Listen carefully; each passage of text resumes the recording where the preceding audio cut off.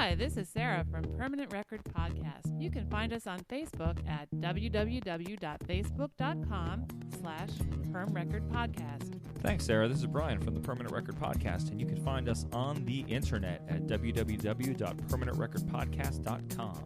You can also follow us on Twitter. Our Twitter account is @PermRecordPod. That's all great info. Thanks, Sarah. Here's the Rocket Dudes.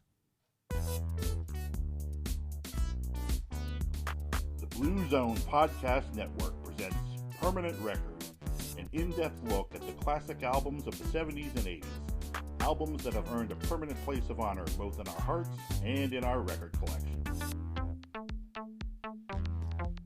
Well, hello, everyone. It's Sarah from the Permanent Record Podcast, and I'm here once again with Brian.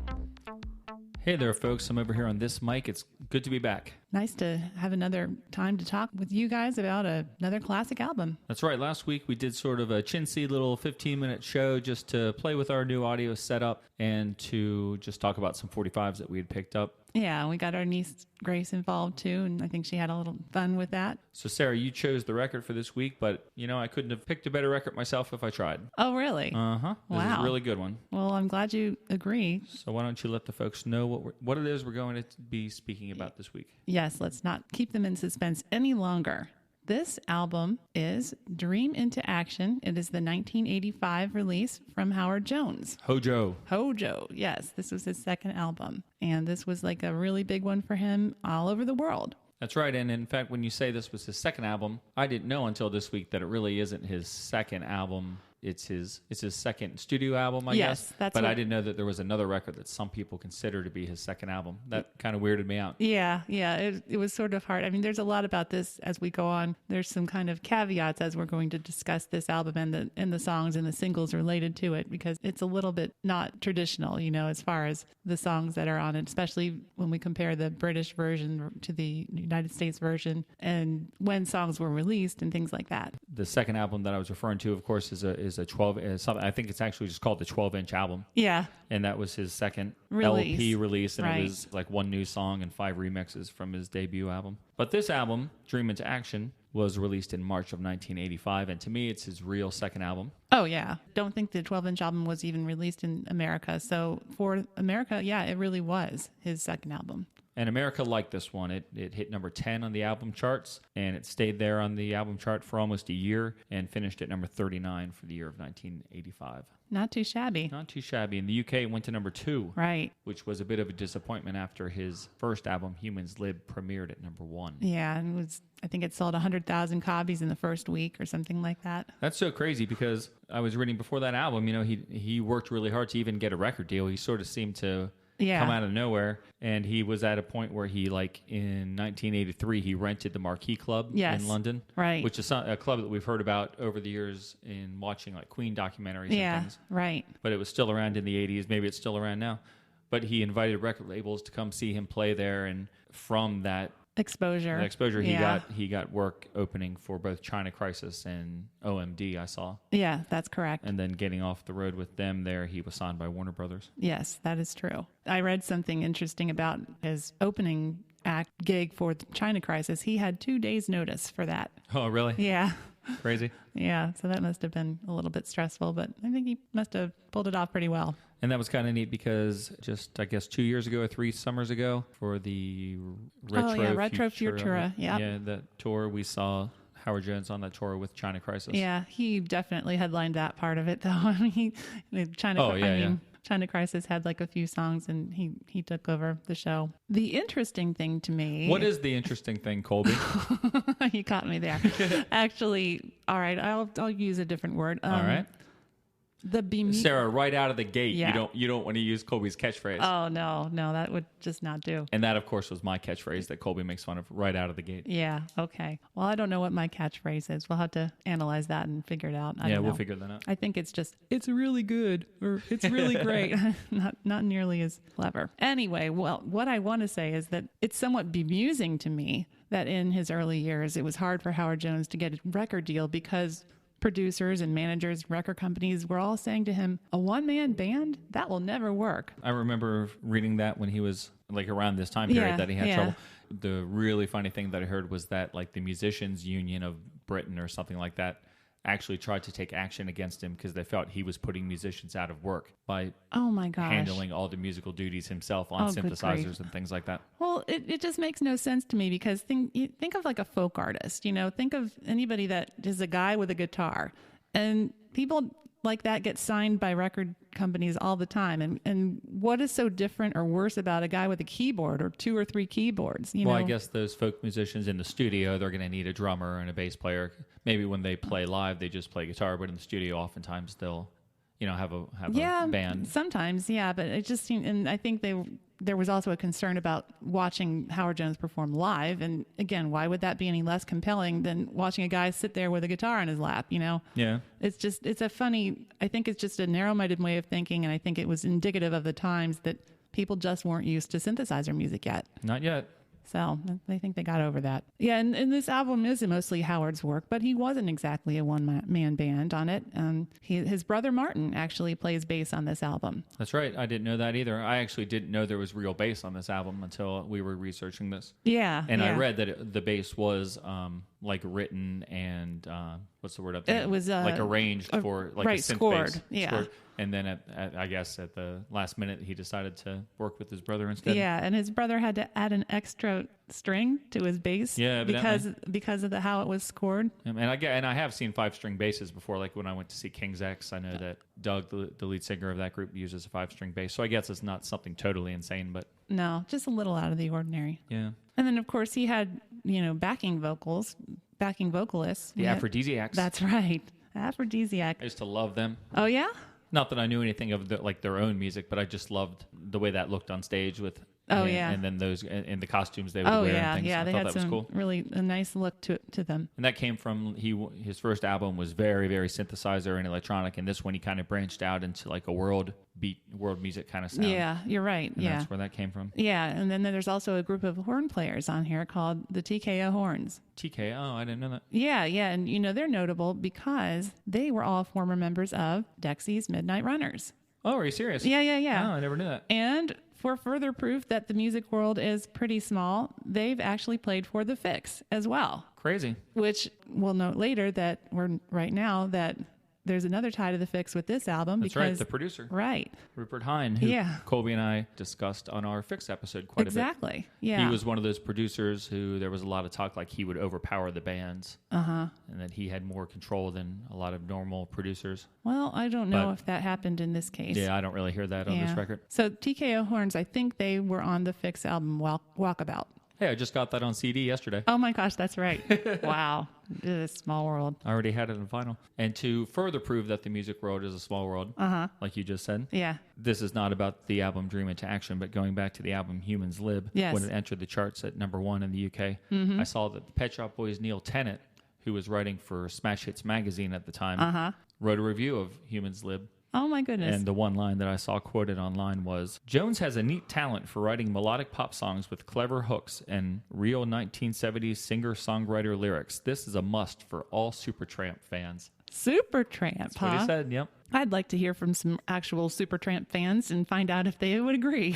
Yeah, I don't get the connection, but I'm not sure. Neil's smarter than I am. Yeah, maybe he knew Supertramp better. I don't know, but that's pretty funny. So Hojo came from a musical family. It wasn't just his brother. No. The bass player that was musical. He had 3 brothers, and they were all musical. That's right. In fact, the three other Jones brothers had a band in the late 70s called Red Beat. Red Beat, yes. And I didn't look into them or try to find any. I just saw that they had existed at some point in time. But that's kind of cool. Yeah.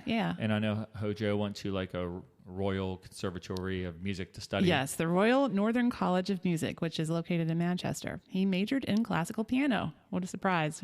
Listening to his work, you can tell. Yeah, we actually he has done albums of just piano solos that he writes. I think he just kind of impromptus them. That's not a verb, but he impromptus them and records them, and he sits down, and they're like gifts for people. He'll sit down and think about the person for a while and then write the song, and he has at least two albums. We have volume 2. Okay. I picked volume 2 simply because there was a song in there called Freddie. So I thought maybe there was a chance that it was for Freddie Mercury. Oh, wow. I'm sure it's probably not. I never saw that it was. And they're kind of neat to listen to. You have to be in the mood. Oh, yeah. But he is a really good piano player. Yes, he is. And a good composer, too, I think we can determine from these songs. And that's something that made him different from a lot of his peers at the time who were more into synthesizers and more into electronics. I mean, Howard Jones is obviously into synthesizers and electronics, but while Martin Gore and a lot of the other guys would cite Kraftwerk as an influence, right. Howard Jones, these days I've seen him say a couple things that were complimentary to Kraftwerk, but in the old days he didn't like them. And I had seen him kind of say bad things about him. Oh, okay. And he said that he pulled his influences from people who are just really good keyboardists, like Keith Emerson and Stevie Wonder. Yeah. They were like two of his main influences. Yeah. He didn't want his music to sound like it was generated from a machine. No. Which is what a lot of groups tried to do, and I like that a lot. But that desire to not have his stuff sound mechanical is sort of what I thought maybe prompted him to have his brother play live bass on this record. Yeah, maybe. But it's a nice addition, and you're right. It's surprising because you don't necessarily realize it. Yeah, like I said, I never knew it until recently. Mm-hmm. So at this time, Hojo was kind of slammed by the media. Like the public liked his music, but I think in the press he got slammed for a lot of things. I think it was because he was so shamelessly positive about things. Oh, I know. That wasn't cool. And I know he was into animal rights. I remember him always talking about how not just vegetarianism, but also he wouldn't wear leather and he wore vinyl suits and things like that. That must have been really uncomfortable. Yeah, I always thought about that. You must you would sweat and it wouldn't go anywhere. It wouldn't absorb your sweat. Yeah. And the coverage in the press about him having trouble with the musicians union that we mentioned earlier.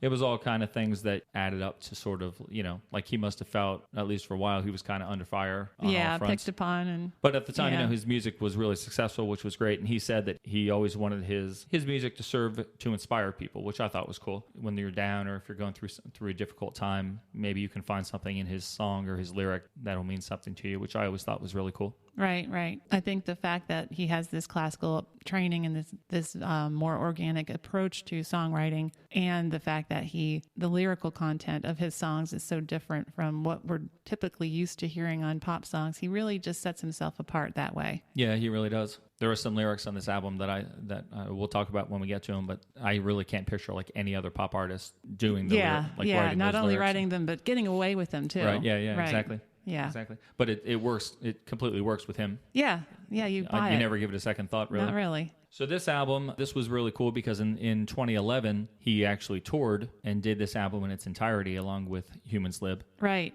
But this was a real treat to see. Oh yeah. And the reason he was able to do that was because evidently in 2010 or something, he got the original digital multi-tracks back from Warner Brothers. I guess they had actually owned the rights to them. Okay. And he said that it sort of bothered him that his entire career, anytime he did these songs live, he was sort of doing an approximation of the songs. Yeah. Because it was never the same. He took all the time to program the sounds. Right. And he couldn't use those tracks, evidently. So he got the tracks back from the label, and he said it was a lot of work that they had to spend time.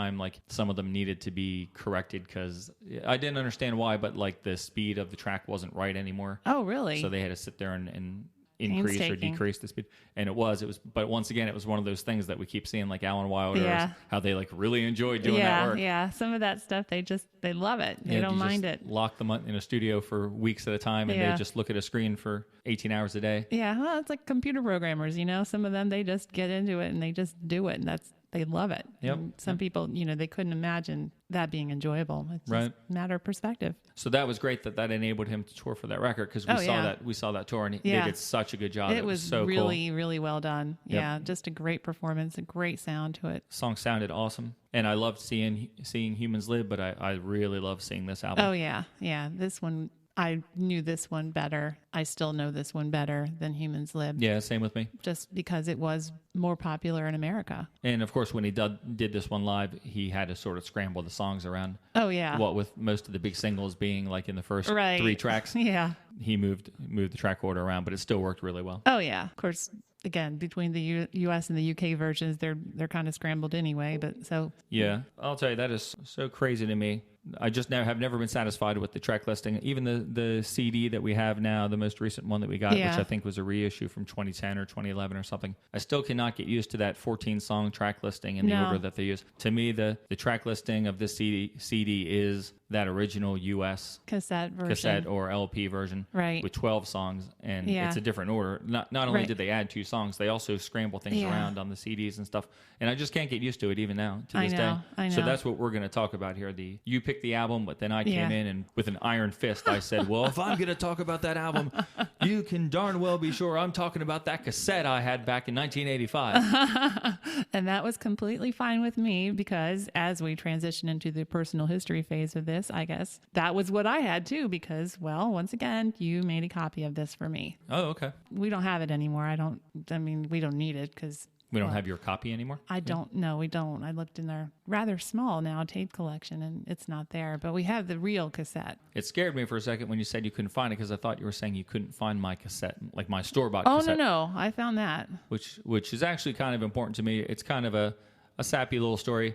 Oh, let's hear it. But at the time, how old was I? 85. So I was 14. I was 14, and one of my cousins was, at the time I thought that my cousin was much older than me, but in truth she wasn't. She probably was a senior in high school. I forget our age difference, but she was dating a guy that I really thought was cool, and he would often take me out when our family would go visit them. He would take me out to the record stores, and we would shop for music together. And he was really nice. And one time when we went down to visit them, he gave me Howard Jones' "Dream into Action," and I said, "What is this? I've never heard of it." And he said, "Oh, it's new. He has a song. The first song is on the radio, and I got it for you because I know how much you love the Thompson Twins, and his music reminds me of the Thompson Twins, because at that point in time, that's what I was always looking for, was Thompson Twins imports and things like that." Oh, okay. So he just sort of thought I would dig it based on the Thompson Twins. And what he knew you already liked, yeah. Yeah. So I listened to it, and for a long time I couldn't get deep into the tape, because I just wanted to hear "Things Can Only Get Better" over and over and over. Oh my gosh. I loved it so much. It was such a great song.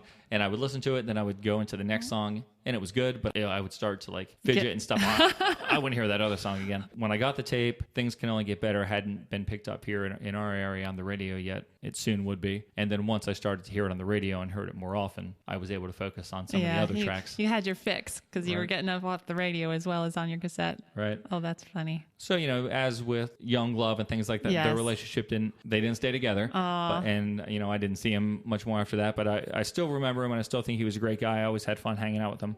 And so I appreciate that he introduced me to Hojo. I'm sure I would have found out about Hojo anyway. Well, yeah. At some point. Because you'd start hearing it on the radio. But I've stuck with Howard as a fan since then, even when he moves away from synthesizer stuff, like when he does albums like Ordinary Heroes or The Running. Mm-hmm.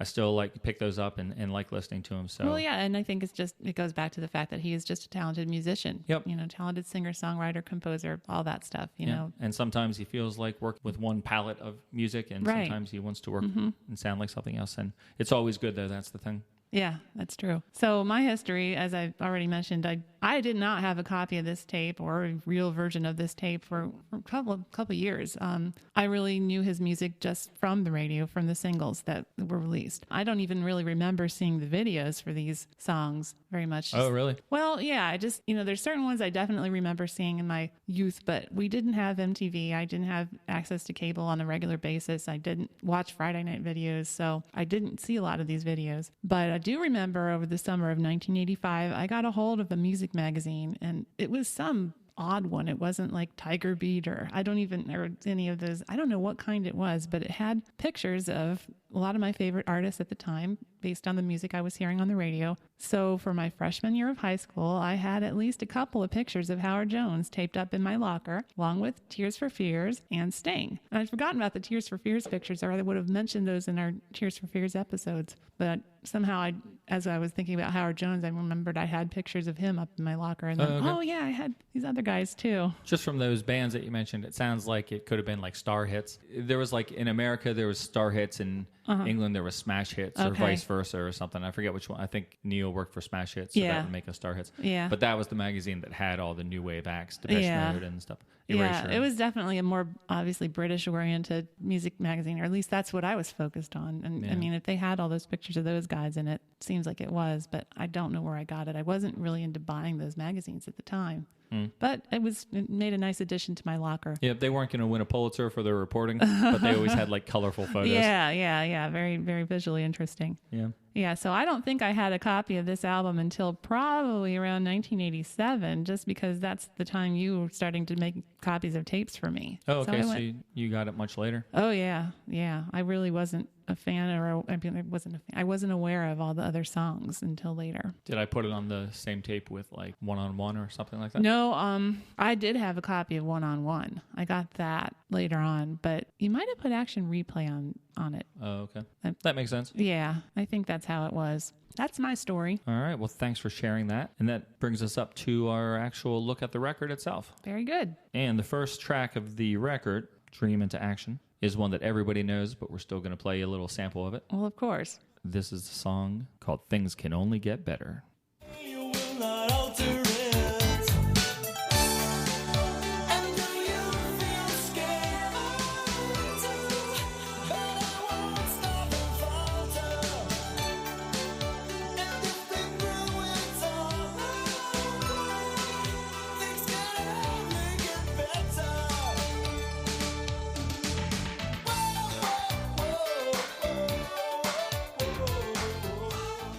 I'm going to be singing those whoa, whoa, whoas from now on. Oh, I know. They're so catchy. They get stuck in your head. It's funny that the title of this song is Things Can Only Get Better, because it's the first song on the album, and it's like, really? Can things get better than this? Oh, man, if they got better than that, this album would be freaking incredible. Through the roof. Yeah, I mean, it's just an amazing start to the album. It's such a great song. Grabs you right from the beginning. You know, those little percolating keyboards that we get, and then there's that droning bass that gets stronger, and then the horns. The horns are awesome. And before we get too far into it, give you your chart details on the song. Yeah. This was the first single from the album. Yes. In both U.S. and UK. In the UK, it made it all the way to number 6. In the U.S., we did them one better. It hit number 5. Right. And it actually hit number 54 on the R&B chart.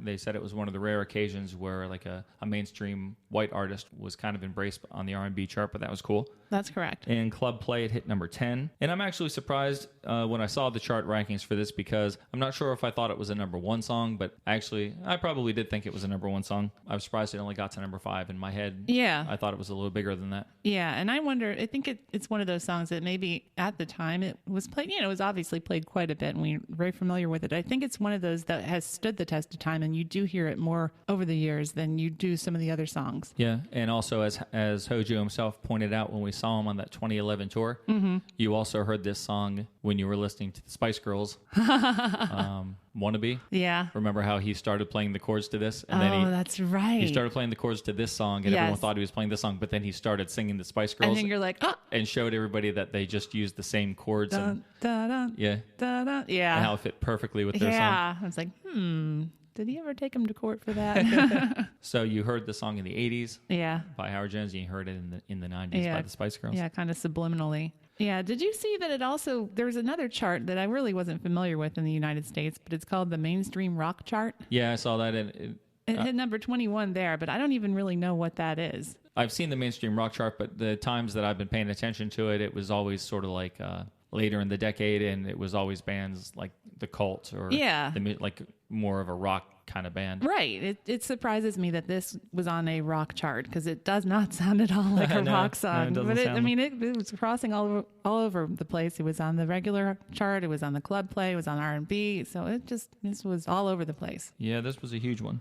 And like you said, that introduction is awesome. I love the sound of that. Oh, yeah. That keyboard introduction. There's some really great tones that he uses with the synth, and it gives you no idea what to expect when the song proper is going to start. No. Like you hear that and it sounds cool, but you don't know what kind of song is following. And then when the song starts and you get those horns and the slap bass, it's like an awesome pop moment. Oh, yeah. You just, as soon as you hear that, you want to head out to the dance floor. Yep. You're just like, oh, let's go. Yep, it's electronic and you want to dance, but much like his philosophy of music, there is so much warmth in this song. Oh, yeah. And it's a perfect illustration of the difference between Hojo and Vince Clarke and Martin Gore, say, he's using the technology to create something that feels right at home amongst like mainstream pop. Yeah.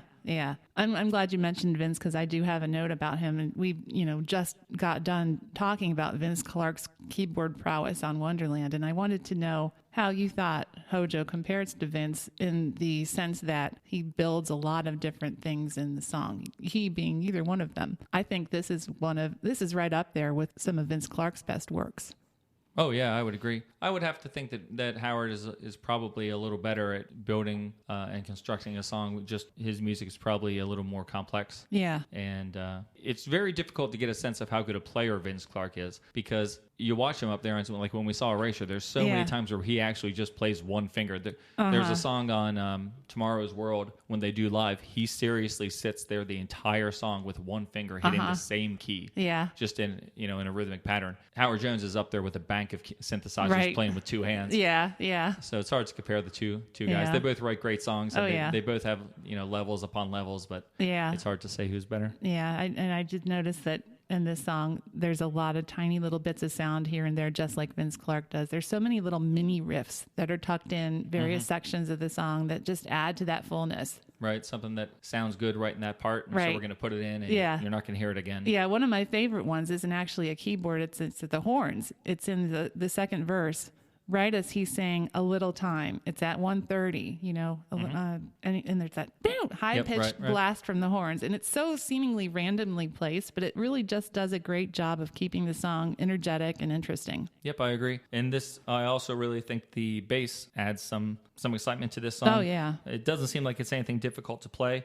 But especially during like I have a question about this in a second for you. But between behind the bridge and the chorus, the bass is really nice. Yeah. Would I like to hear the original synth bass and see what it would have sounded like? I definitely would. Oh sure. But I don't think having the real live bass on here hurts at all. No. At all. No. It sounds really good. No. All right. So here's my question for you. Now that I brought that up. Okay. I thought I understood this song, but now I'm not sure that I do in terms of the structure. Oh. I always thought that it was a verse, a bridge, and then the whoa whoa whoas were the chorus. Yeah. But then when I sort of was following along with the lyrics, getting ready for the podcast, seeing it written down, I was like, well, wait a second. Is the "Do you feel scared" that part, is that the chorus? Because I've always thought it was cool that someone wrote a really catchy chorus with no lyrics other than whoa, whoa, whoa. I thought that was part of like the appeal of the song. Yeah. What do you think? I actually consider that to be the pre-chorus. And that is a thing. That's not just something I made up. You consider what to be the pre-chorus? And do you feel scared? Okay. I do. Right. I call that a bridge. Yeah. Well, it's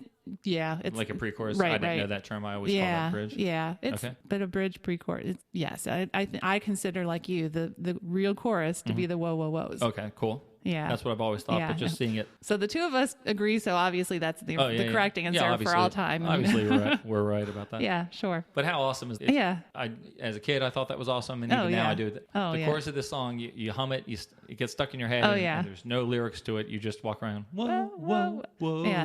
And how much fun is this to sing live as a group, Super fun. Oh my gosh. He gets us all into it, and then, we end the song like this, and it's just us out in the crowd singing along, and it's just fantastic. Yep, this was the final song of the night, the encore of that concert tour, and people went nuts. And we just kept doing it. Yep, so much fun. Yeah. And I like the lyrics to this one, even though I can't get behind them like 100%, I can get behind them like 50%. I like the parts about, succeeding over adversity, because that's always a good thing to do. Sure. And, saying even though we're scared, we're not going to give up. But I don't like the part that part of his plan to succeed seems to be getting rid of the things we prize. Yeah. I'm not going to get rid of my CDs, and I'm not going to get rid of my comics and stuff. Well, that might be the Buddhist in him.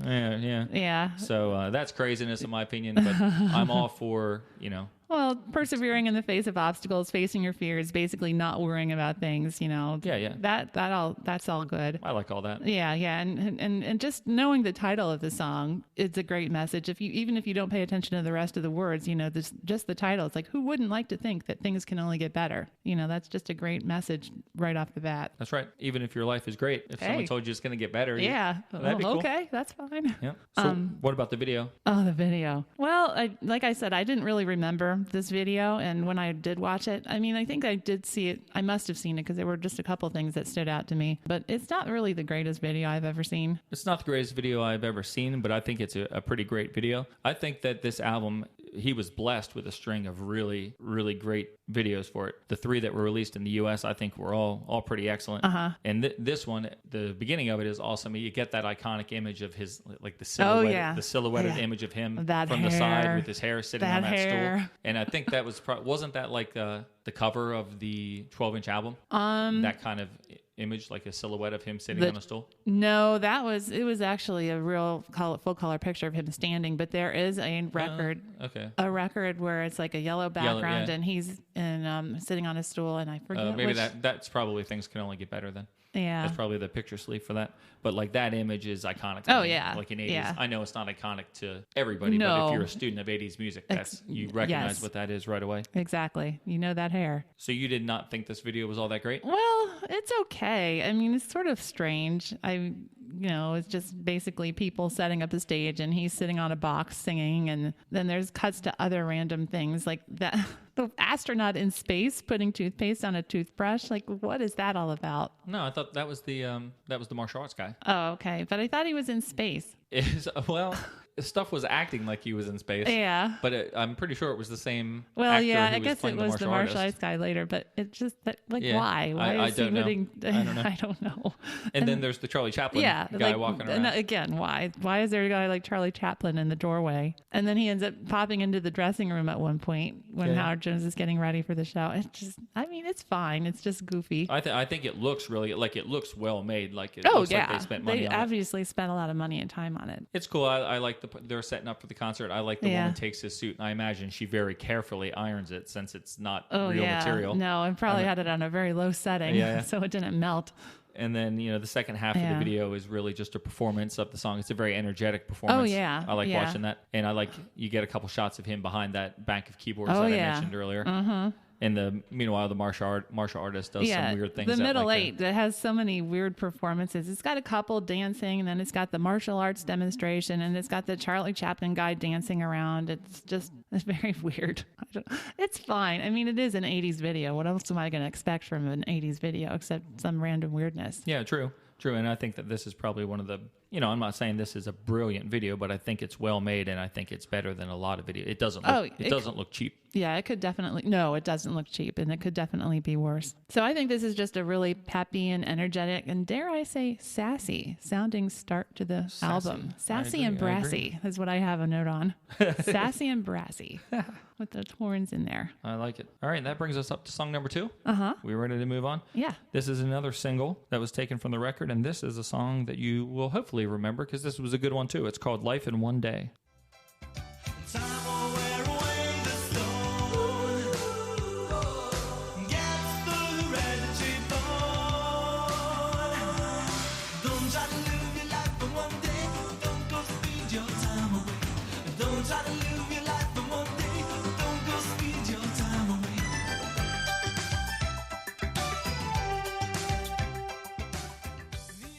That's Howard Jones with Life in One Day, a song that reached number 19 in the U.S. as the second single taken from the album, and in the U.K. it peaked at number 14. Okay, DJ Brian. Yeah, I was trying to be DJ-ish, but I kept stumbling over my words. Oh, well, every DJ has a problem sometimes. Yeah, it was released on June 29th in the UK and July 8th, 1985, just days before Live Aid. And he showed up on Live Aid.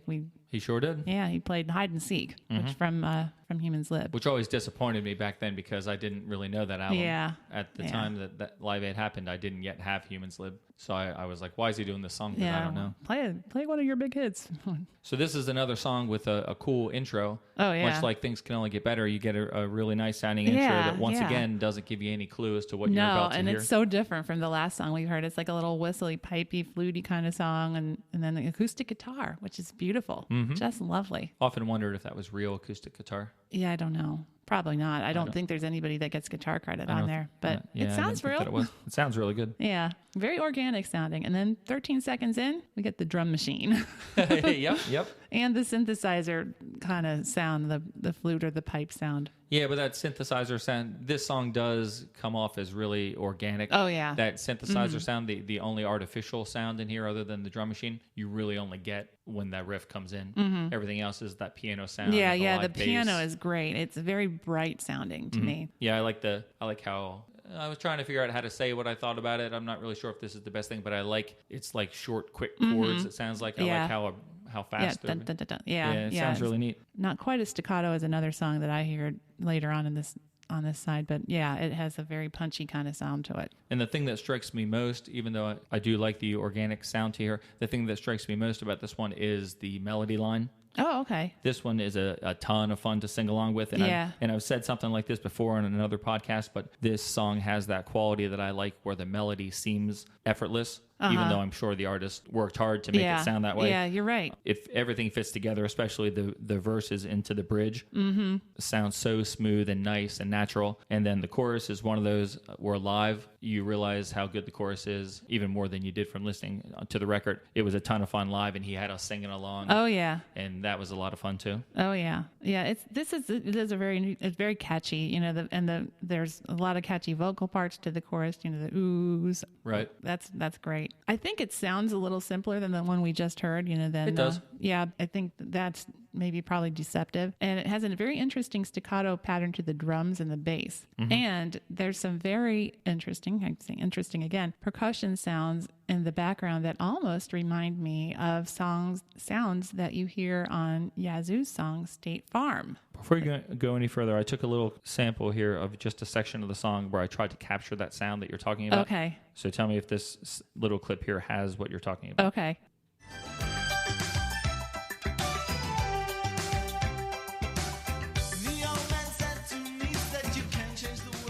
Yes. It's those little, I don't even know how to describe them with words. What did you say? When I described it, I called it a squishy popping sound. That's pretty good. Yeah. And I didn't think about the Yaz connection. It was State Farm. Yeah. When I heard it, I was listening to this week and it was bugging me. It was like, there's something that I've been listening to a lot recently that this reminds me of. And it was, for days, it was driving me crazy. And then it suddenly hit me last night. I'll play you what it made me think of. Okay. Oh.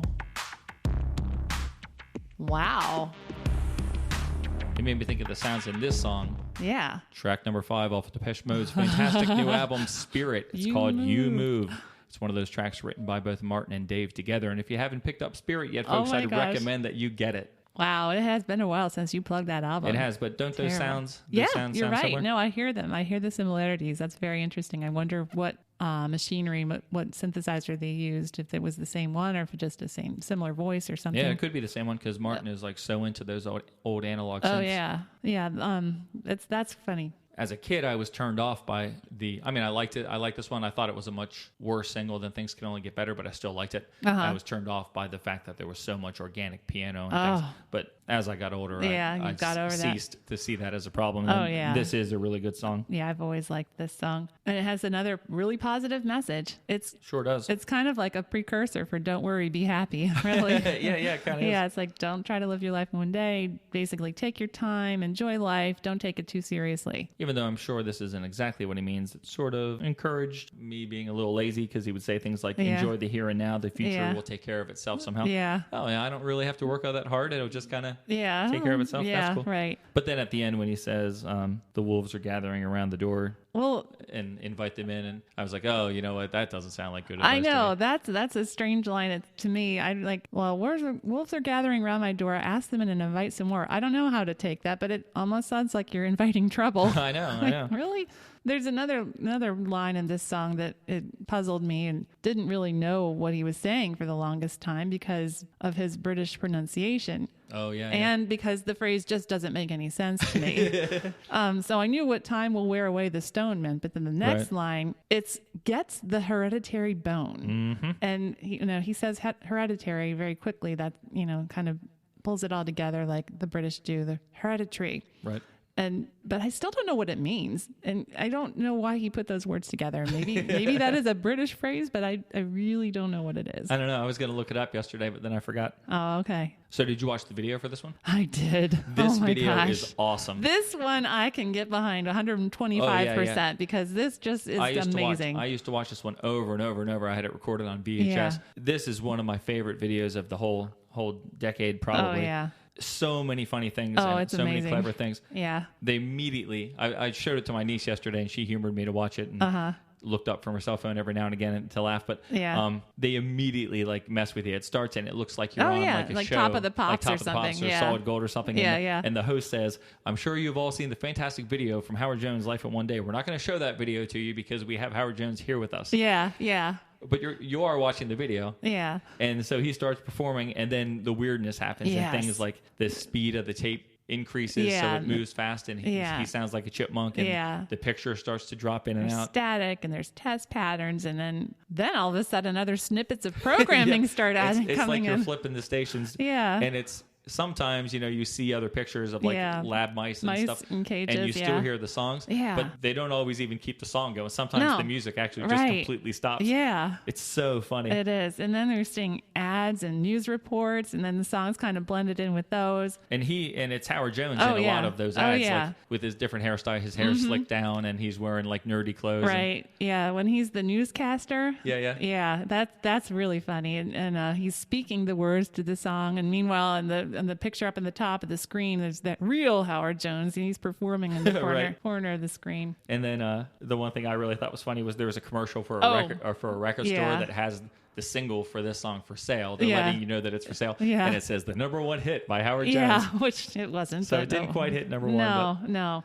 I still thought that was pretty cool. Yeah, one of my favorite parts, though, is when the picture goes away completely, and then we start getting those messages up on the screen about how very sorry they are for the loss of the picture. And at one point it says, "We cannot express how deeply distressed we all are for this interruption to your viewing pleasure. Please forgive us." It's just so very British, They're just kind of smoking fun. The next one is like they're praying to the god of TV. Yeah. It's just hilarious. It's so very funny. And after you figure out what's going on, this video, at first you're just like, I'm sure lots of people were smacking their television sets, the first time they saw this, saying, what is happening here? Yep. Each show would present the video information in different ways with different graphics and fonts and stuff. And I can picture the writing on this one. So it was obviously from Night Flight. Oh, okay. USA's Night Flight is where I got it from. All right. And a great thing that happens at the end of the video, you think it's over. Yeah. But then it returns with Dr. Howard Jones, the preeminent psychiatrist, who is in his office with like a book, and he all repeats, dressed in black with his spectacles. And, he repeats the chorus as if it's like some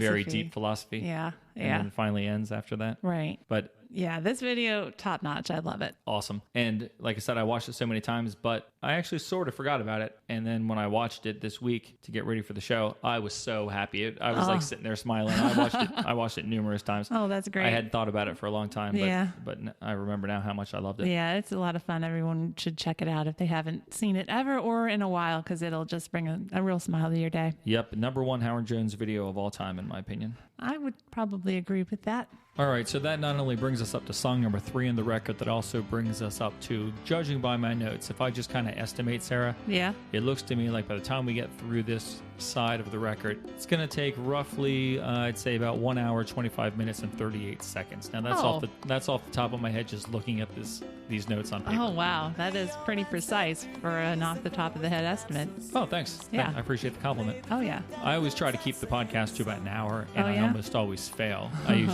They usually end up being about an hour and 7 or an hour and 10. But I try to get them to be an hour, because that seems like a good length. And an hour and 25 minutes does not seem like a good length. I think that's longer than we want to talk and longer than you guys want to listen. Yeah, I think that's a little excessive. Even to a subject as cool as Hojo. Oh, yeah. We've got a lot to say, but we've got a lot more to say. So why don't we just take a break? Yeah, it seems weird to break here after song number 2, but I think it'll work out better in the long run. Next week, we'll come back and we'll talk about some great music like No One Is to Blame and Like to Get to Know You Well, which is an awesome song. Yeah. And that in itself will be a 45-minute podcast with some cool tunes. So I think it works out well for everybody. Sure. 4 more songs to discuss. I think that's a good amount of music to talk about. I think it'll be just fine. Cool. So let's do that. We're going to sign off now, leave you wanting a little bit more, we hope. Yeah. And we'll catch you next week with the second half of this discussion of the first side of Howard Jones' Dream into Action. Thanks for listening, and we'll see you in a week. Time will wear away the storm. Gets the red retriever. Don't I live your life the one day? Don't I live your life the one day? Don't I live your life the one day now? Don't I live your life the one day?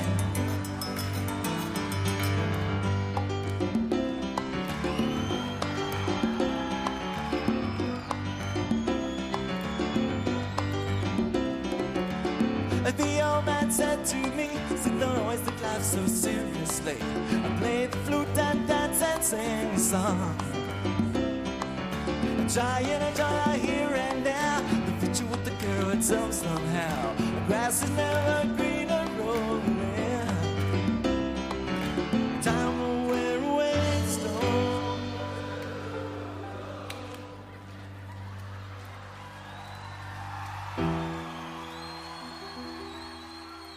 There's potential. There's potential there.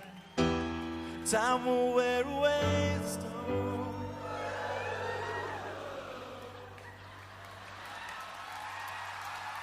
It's coming. It's coming. There's a better one in you.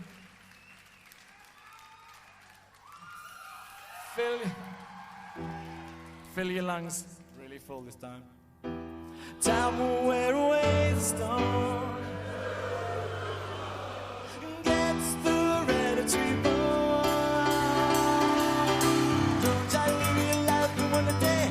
Don't go speed your time away. Don't try to live your life in one day.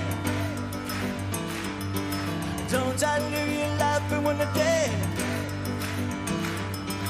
Don't try to live your life in one day.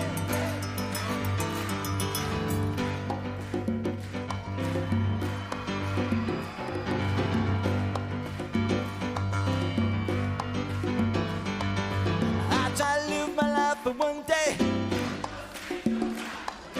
Habits I fall then against you. Those are gathering around my door. I try to live my life for one day.